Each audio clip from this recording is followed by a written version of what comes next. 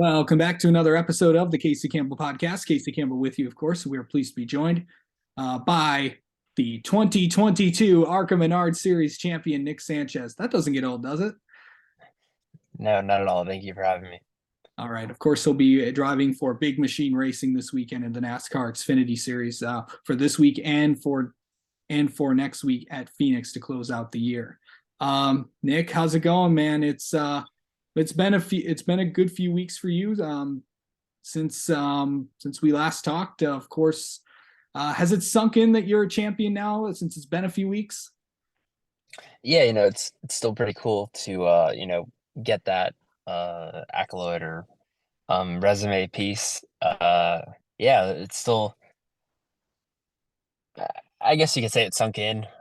Fortunate enough for me, my season didn't end in Toledo. I still uh got to run four more Xfinity races, so that's kind of kept me busy. And to me, I'm probably still haven't, celebrated or anything with my team. So we'll save that for the off season. Have a gathering with them and, celebrate 3 years worth of hard work.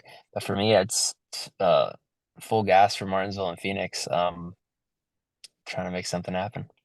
Yeah, it's what's it like going to? I believe this is your first time to Martinsville, if I am not mistaken.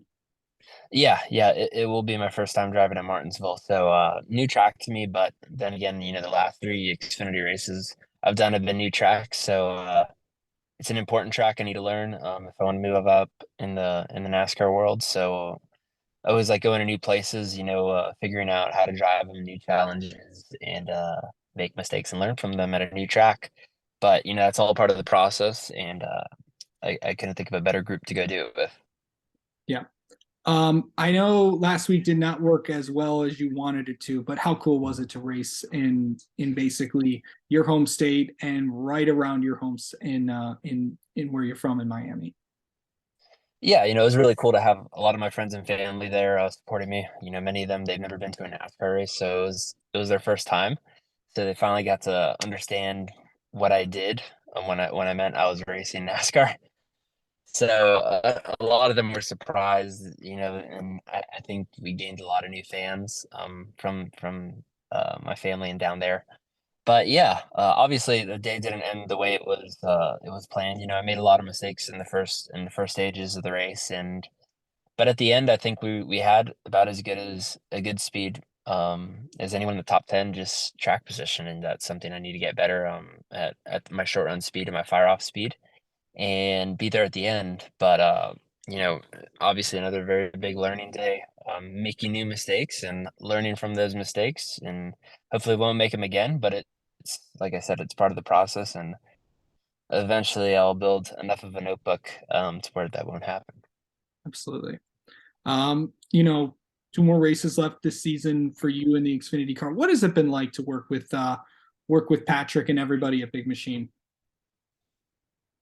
It's been one of the best experiences I've had in a race car. The level of uh, data they get, the equipment they have is top notch, and it's made me elevate my game. And I think for the first time, I'm studying to be a race car driver, and all the little differences and nuances that it takes to win at any level in NASCAR. I'm having to do on a daily basis. So it's been a big change for me, but I think it's the one that I've needed, and it's definitely been the most beneficial learning experience in my racing career thus far, and it's taken me to new heights. Yeah. So talk about how, when you win a championship like this, you always get people that, may have not talked to you in a long time. Who was the coolest person to reach back out to you? Anyone from, I don't know if anyone you went to high school with or anybody that you went to school with or anybody like that or family members you haven't talked to in a while?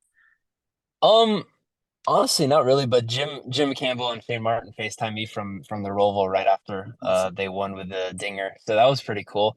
But no, honestly, there's probably nobody that stood out that I could think of off the top of my head. But obviously, a lot of friends and family reached out, and the usual people. Um, but yeah, really exciting stuff. Exciting stuff. Also, there was a world-class sprinter watching you win a championship too. Yeah, yeah, Justin Gatlin was there. So Yeah. it was cool to have him there and, Gainbridge. Obviously they're a huge part of the Rev program and they will continue to be. So it's cool to get that championship for them. They came on in the later parts of the year, so to get them in the winner's circle is awesome. Did you like pick his brain about like, obviously you guys are both racers. Obviously you race cars and he raced on foot, I should say. But did you like, the mentality side of getting prepared for something big like this? Yeah, obviously, he spoke to me and Raj on, what he did to prepare. And at the end of the day, even though he's in a totally different race, the preparation and mindset's the same if you want to win. So it's funny how two totally different paths cross in that sense. As far as winning and preparation. So it was cool to get his perspective on everything and the way he prepared to beat Usain Bolt and what was different, what got him to that level. So it was I think it was beneficial, to get his perspective on that, and really cool. Yeah, for sure. Um, and kind of like, as you get ready for I know that, after this season, I know any big plans for the off season, obviously your 2023 plans aren't set yet. Obviously that's another discussion for another day, but overall, how are you, any plans for the off season that you have? No, just get ready for 2023 and continue to study up and just try to be better. Try to get my season started right after Phoenix. That's my plan. Go through the motions and start studying, start preparing, and trial and error. So by the time you get to Daytona, it's you're not starting your season, you've already started your work. So um just got to keep pushing. In this industry, I feel like there is no off season. Yeah, I mean, there is no off season. I mean, there's no off season for me. But yeah. So, but anyway, a favorite race that you've been in this year. What's like the one race that you put it all together that you remember from this year? This could be an You ARCA, know, could be um, I think my favorite race. I mean, I don't necessarily like to have a favorite, but I feel like the race where even though I didn't win, I felt like I felt like I unlocked a different part of my driving style. Pocono, just I think we did have the fastest car, and it was relaxing to just kick back and drive. I could drive at my speed. I could push when I wanted, and that's how I want every race to be. So Pocono is, what it's how I judge every race going from that point forward. yeah. Last question for you. What is Rev and most importantly, and Rev and Chevrolet meant to you in your career the last few years? And also, how have you kind of matured as a driver throughout your time at Rev Racing? Yeah, obviously, I started in 2017 with Rev, so they've been a huge part of my career, huge. So I've been with Max Siegel and that whole group for going on 5 years. So I have a lot of experience with them, and I owe a lot to them in the sense that I probably wouldn't be where I am today without them. And then through Rev, I gained a new relationship with Chevrolet and Gainbridge this year. Um, Even though I started racing for Chevrolet last year in the ARCA stuff, I feel like this year was our first year of getting factory support, and I really got to dig deep into all they have to offer to their drivers.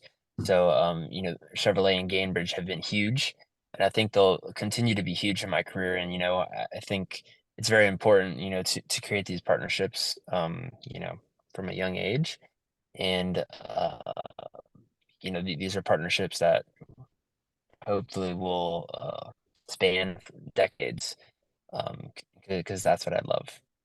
For sure. I mean, I think, of course, we'd love to see that as well. All right. Nick Sanchez, thank you so much for taking some time to talk with us. Good luck this week at Martinsville. Congrats on the championship again, and we'll talk to you soon, okay? Thank you. Awesome.